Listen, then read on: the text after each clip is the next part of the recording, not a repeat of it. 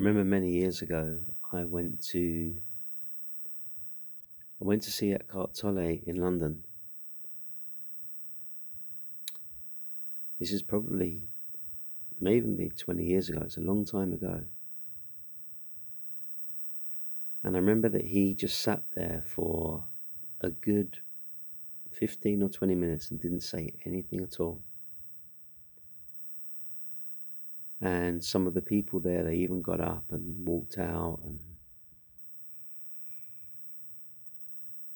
they were kind of waiting for him to talk and enlighten them and give them something. But he just sat there.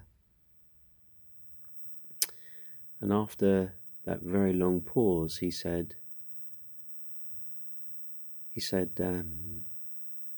I think that you're all wondering why I'm not saying anything. He said, well, I don't know what to say. I don't know what to say. Now that approach, that nakedness, that level of coming into an arena, there were hundreds, if not thousands of people there. And, not coming in with a strategy, not coming in with, I'm going to talk about this today, and these are the slides, and this is what the workshop's about, and this is what we're going to do. None of that. None of that. He just sat there, and after 15 or 20 minutes said, I don't know what to say. And somehow in saying that, that broke something, and then he got on a bit of a roll, and he spoke then for a long time, I think, probably an hour.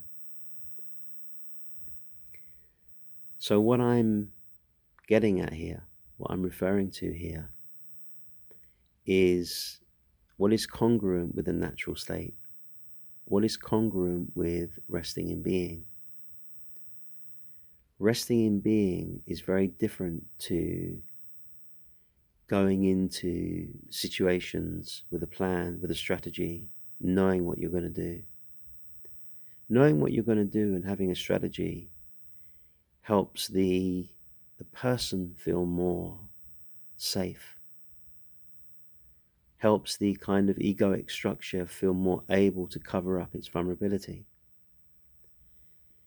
But it also takes away some of the power of just being present, just being as you are,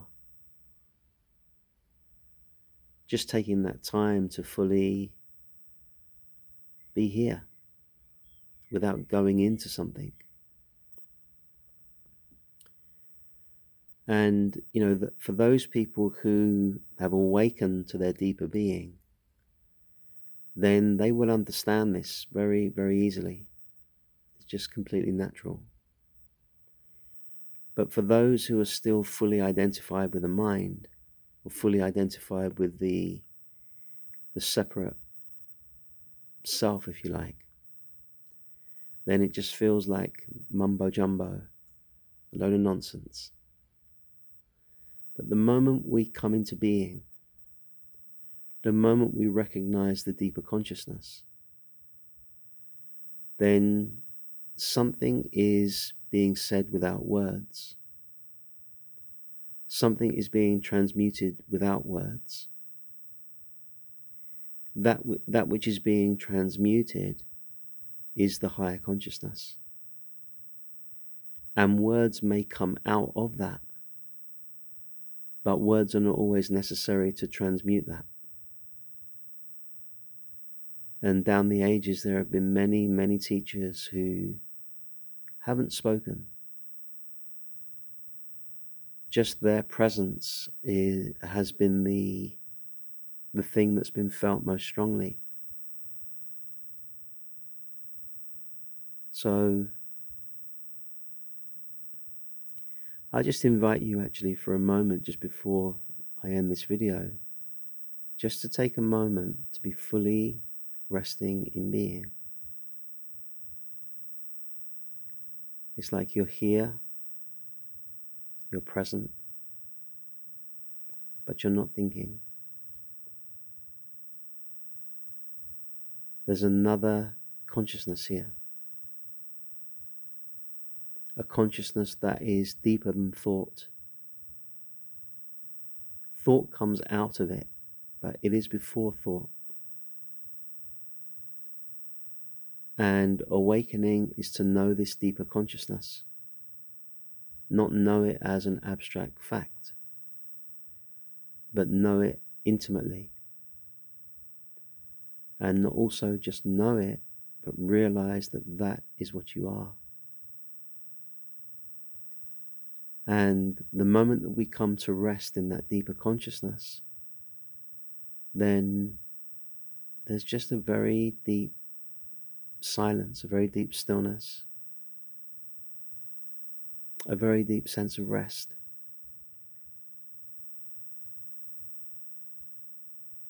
It's not special, it's not sort of otherworldly, it's very simple.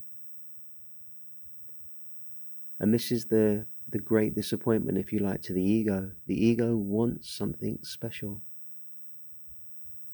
It wants some kind of special experience, some kind of special recognition. But all of that passes.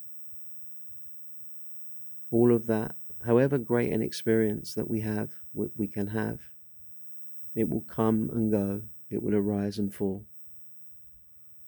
But what doesn't arise and fall is the very source of those experiences.